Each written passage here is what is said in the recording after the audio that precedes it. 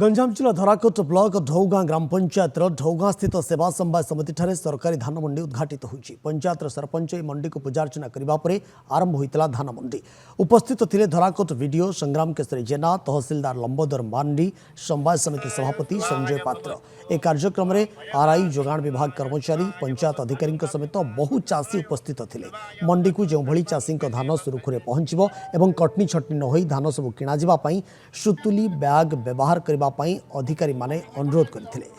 आज आमर ढौगां panchayat ढौगां PACS under रे मंडी उद्घाटित हैला एवं चाषी मानकर जो प्रयास रही धान मंडी रे विक्रय करबा पई मते 2-3 जन चाषी प्रश्न कले आज्ञा जो सुतुली अखा कथा कहले तेणु सरकारी गाइडलाइन अनुसार कलेक्टर निर्देश क्रमे आमर जो पैडी प्रोक्योरमेंट मीटिंग हेतिला सेतिरे निर्देश दिया जाइछि समस्त मिलर ए जो गनी बैग आनी पैक सेक्रेटरी देबे। पैक सेक्रेटरी माने जानिछंदी केउ चाषीर केते परिमाणर धान अछि तेणु सेमान तांको अखा जोगेइबे। सेमाने अखारे पैक करिकी धान मंडी को आनिबे।